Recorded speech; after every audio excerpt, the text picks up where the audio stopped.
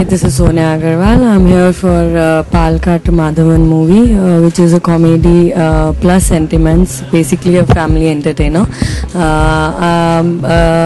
Vivek sir, me and Sheila Ma are playing the main leads in the film. I play Vivek sir's wife.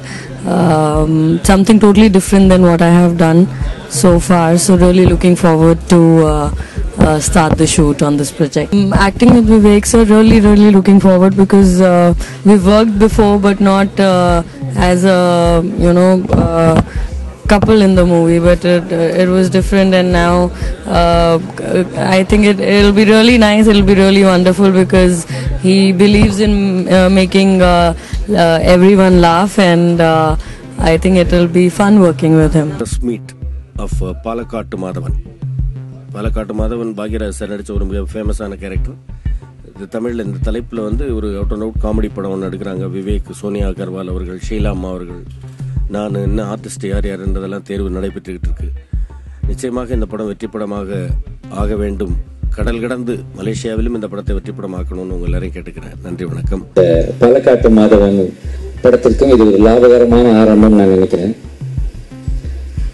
கிட்டத்தட்ட 25 வருஷங்கள் முடிஞ்ச பிறகு ஏதோ இப்போ ஒரு படத்துல புதுமுகமா அறிமுகப்படுத்துற மாதிரி ஒரு நர்வஸ்னஸ் கிரியேட் பண்ணிட்டாங்க இந்த யூனிட்ல உள்ளவங்க. இது பரபரப்பா பல வேலைகள் இந்த பாலக்காட்டு மாதவன் யூனிட்ல நடந்துட்டு இருக்குது. இது சின்னதா தான் ஆரம்பிச்சாங்க, ஆனா பகலவன் இது ஒரு பெரிய படமா ஆயிடுச்சு. அதுக்கு காரணம் இந்த ஏபிசி தான்.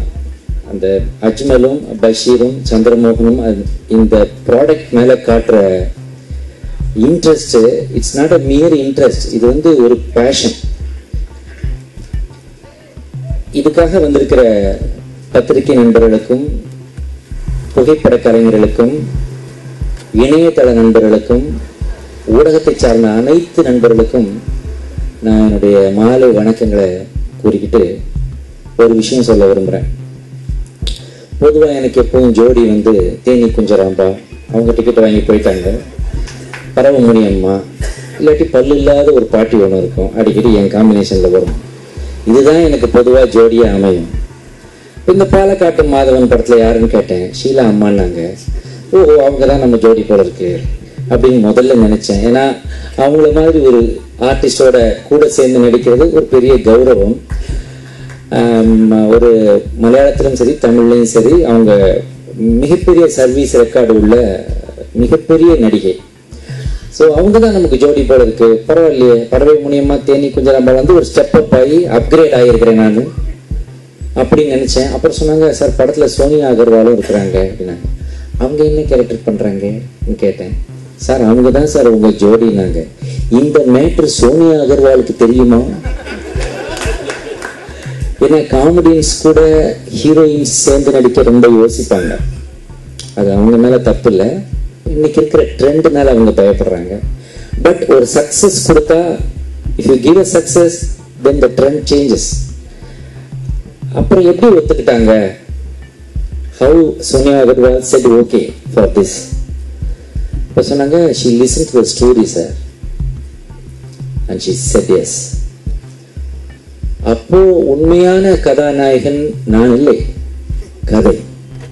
பாலக்காட்டு மாதவன் படத்தின் கதை உண்மையான கதாநாயகன். அதனாலதான் இந்த கதையை கேட்டுட்டு இயக்குனர் திலகம் இந்தியாவின் மிகச்சிறந்த திரைக்கதை அமைப்பாளர்களில் ஒருவராக நம்பர் 1 இருக்கக்கூடிய கே பாக்யராஜ் அவர்கள் இந்த படத்துல நானும் இடம்பெற விரும்புகிறேன் என்ற ஆசையை, ஆர்வத்தை போன மீட்டிங்ல வெளியிட்டாங்க. இது வேற மாதிரி ஒரு இடத்துல கூட போய் நிற்க வாய்ப்பு இருக்கு. எப்படின்னா இந்த படத்தின் திரைக்கதை முழுவதுமே கூட அவர் செய்வதற்கான வாய்ப்புகள் உருவாக்கிட்டு இருக்குது. நான் தான் முதல்ல சொன்ன மாதிரி இட் ஸ்டார்டட் சோ ஸ்மால், பாலக்காட்டு மாதவன். ஆனா அந்த டைட்டில் கேட்டவுடனே டக்குன்னு இருந்துச்சு. ஏன்னா அடடா, எங்கெங்கயோ டைட்டில் உருவி எப்படி எப்படிலாம் வச்சுக்கிட்டு இருந்தோம், பக்கத்துலயே இருந்திருக்குது ஒரு டைட்டில், இதை மறந்துட்டாங்களே எல்லாரும் நினைச்சுக்கிற அளவுக்கு அது எல்லாரும் மனசுலயும் இருக்கிற ஒரு டைட்டில் பாலக்காட்டு மாதவன்ங்கிறது. ஸோ அதனால அந்த டைட்டில் அவங்களுக்கு கிடைச்சிருக்கு. இந்த டைட்டில் எல்லாருக்கும் ரொம்ப பிடிச்சி போச்சு. இந்த டைட்டில் நல்லா இருக்குன்னு எல்லாருமே சொல்றாங்க, சூப்பர் டைட்டில் சார்னு சொல்றாங்க. ஸோ அதுவே ஒரு நல்ல ஆரம்பமா இதை நினைக்கிறேன். வழக்கம் போல இதுல நல்ல ஹியூமர் இருக்கும், நல்ல கதையமைப்பு இருக்கிறது. எல்லாத்தையும் இப்போ சொல்லிட முடியாது. பாலன் சார் கிட்டத்தட்ட அதையும் சொல்லிடுவார்னு நினைச்சேன். ஃபுல் கதையும் சொல்லி இன்ட்ரோ பிளாக் விட்டு செகண்ட் ஹாஃப் சொல்லி கிளைமாக்ஸ் மட்டும் பஞ்சு வச்சு அதை மட்டும் தேட்டரில் வந்து பாருங்கன்னு சொல்லுவார்னு நினைச்சேன். பரவாயில்ல. ஆனா ஒரு பிஆர்ஓ வந்து ஆரம்பத்துல இருந்து இந்த படத்துல அவர் வந்து சும்மா ஒரு தொழிலுக்காக பண்ணல. ஒவ்வொரு வாட்டி என்னை பார்க்கும்போது அவர் கண்ணில் பார்த்தீங்கன்னாக்க ஒரு பெரிய இறை கிடைத்த மாதிரி, செம்ம கேட்ச் மாதிரி அவர் ஃபீல் பண்ணுவார். அதை பற்றி சொல்லும்போது அவர் முகமே பிரகாசமாயிரும். ஏன்னா அது இவர் பாலன் என்ன இப்படி இன்ட்ரெஸ்டடா இன்வால்வ்டா இருக்காரு, ஒருவேளை இவரும் ஒன் ஆஃப் த பாகஸ்தரோ பார்ட்னரோ காஸ்ட் போட்டிருப்பாரோ. ஃபுல் கதை கேட்ட போது அந்த இன்வால்வ்மெண்ட்டுக்கான இட் ஒர்த் அந்த விஷயம் அது உள்ளே இருக்கு இந்த கதையில. இது ஒரு மாதிரி மெதுவாக ஆரம்பிச்சு ஹிலேரியஸ் ஹியூமரா போய் எண்டில் ஒரு பெரிய ஜோல்ட். அது வந்து அதைத்தான் ஷீலாமா கேட்டிருப்பாங்க. அதுதான் சோனியா அகர்வாலை இந்த படத்தில் நடிக்க வைத்திருக்கும். அது மாதிரி ஒரு நல்ல ஒரு நெகிழ்வான ஒரு எண்டிங்கோட இந்த கதை முடியும் அப்படிங்கிறது பெரிய ப்ளஸ்ஸாக இருக்குது. இந்த யூனிட்ல இங்கே வந்து பார்த்தீங்கன்னா எல்லா டெக்னீஷியன்ஸையும் கூப்பிட்டு கௌரவப்படுத்தினாங்க. அதுவே வந்து எனக்கு ரொம்ப நிகழ்ச்சியான விஷயமா இருக்குது. பொதுவாக இந்த மாதிரி இடங்கள்ல வந்து படத்தில் நடிக்கிற நடிகர்களை மட்டும் பற்றி பேசிட்டு, ஏன்னா இசை வெளியீட்டு விழாவிலேயே அந்த பாடல் ஆசிரியர்களை பற்றி நிறைய பேசாம ஹீரோ ஹீரோயின் தான் உட்காந்துக்கிட்டு அவங்கள பற்றி தான் நிறைய பேசிட்டு இருப்பாங்க. இசை வெளியீட்டு விழானாலே அந்த பாடல் ஆசிரியர்களை பற்றி சொல்ல வேண்டும், அந்த பாடல்களை பற்றி சொல்ல வேண்டும்.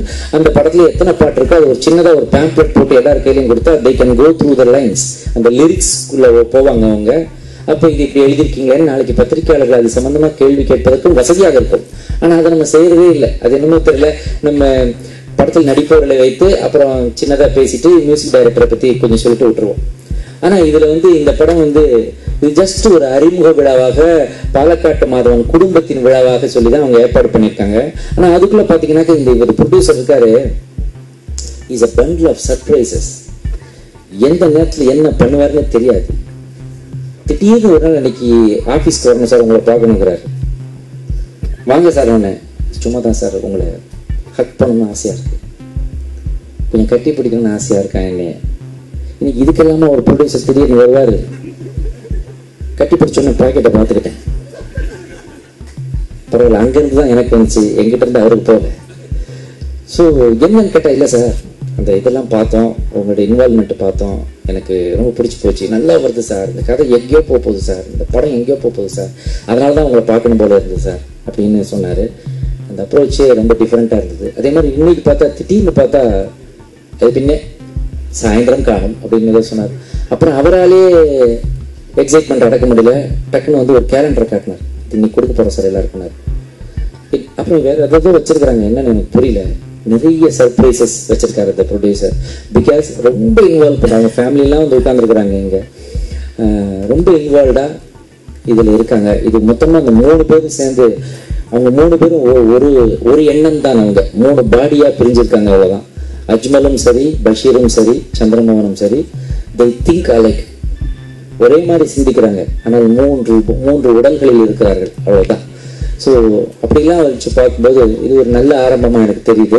டெக்னீஷியன்ஸ்லாம் கூப்பிட்டு, பாடலாசிரியர், ஆர்ட் டைரக்டர், காஸ்டியூம் டிசைனர் எல்லாரையும் கூப்பிட்டு கௌரவித்த இந்த படக்குழுவுக்கு நாம் எல்லோரும் ஒரு கைத்தட்டலை பரிசாக கொடுப்போம்.